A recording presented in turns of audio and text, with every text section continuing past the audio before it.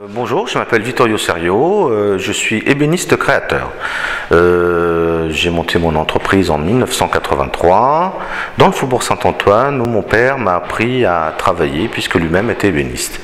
Et je me suis dédié depuis 1984 à la réalisation de pièces uniques, d'exception, réalisées avec le savoir-faire français et avec l'excellence des pièces uniques. Alors, le marché du mobilier contemporain aujourd'hui se divise en deux. D'un côté, le design où on a des pièces de grande production designées pour un goût un peu mondialisé de l'uniformité des tendances, je dirais ça avec une certaine gentillesse. Et de l'autre côté, on a un certain nombre d'artisans, artistes, créateurs qui se battent pour réaliser des pièces avec la force de leur caractère et des pièces uniques surtout. Ça veut dire que contrairement aux pièces de grande production, nos pièces sont réservées à un client et sont faites pour un client.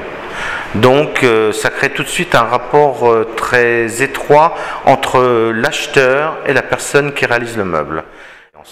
Ça fait 30 ans que je fais de la création et j'ai bien vu que la création évolue. Aujourd'hui, je pourrais pas parler de tendance, je pourrais parler de choses qui sont dans l'air, qui sont dans les vibrations qu'on ressent. Et c'est très drôle parce que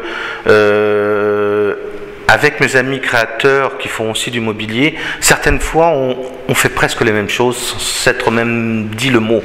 Et aujourd'hui on est vers des formes comme quand j'ai commencé en 84, on était sur des formes plus triangulaires, carrées, des formes qui intégraient plus une géométrie, des choses beaucoup plus linéaires.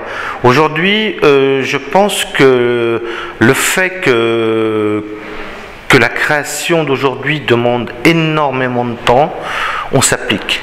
Et on va plus loin, ça veut dire qu'on est capable de structurer du droit pour en faire des formes plus organiques, plus rondes, plus minérales, plus végétales. Je pourrais dire que si je devais aujourd'hui dire quelle est l'évolution de nos créations, je dirais on part vers des choses beaucoup plus proches de la nature, beaucoup plus binaires, mais d'une complexité de réalisation bien plus importante. Ça veut dire que réaliser un cube, c'est réaliser un cube. On prend des planches, on les coupe, c'est droit, c'est fini. Réaliser des meubles courbes, des meubles où il y a des secrets qui s'enfoncent, des choses qui sortent, ça demande vraiment une maîtrise. Et aujourd'hui, du fait de cette démarche de pièces uniques, on se permet ce luxe. On essaye d'accaparer le temps. Et on essaye d'accaparer le temps de telle façon que le temps soit un atout favorable pour nous.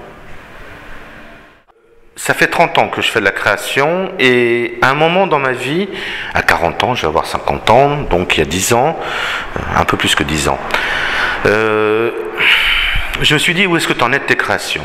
Et je me suis dit il y a un moment où tu dois faire savoir ce que tu fais.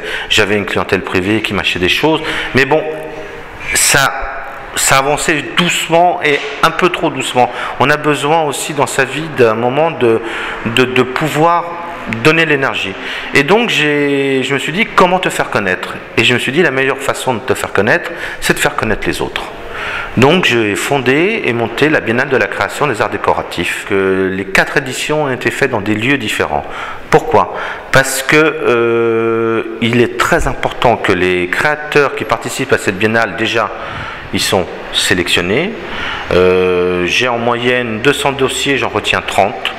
Je suis d'une exigence monstrueuse parce que ça doit allier créativité, savoir-faire, matériaux, originalité et aussi déontologie et aussi un esprit moderne et un regard sur aujourd'hui. Donc les pièces sont déjà, les créateurs qui font partie de la Biennale sont déjà énormément sélectionnés. Donc cette année, il y aura 34 créateurs, une pièce par créateur, et ils vont être exposés à la chapelle Saint-Louis de la Salpêtrière du 10 au 19 septembre 2010. Voilà.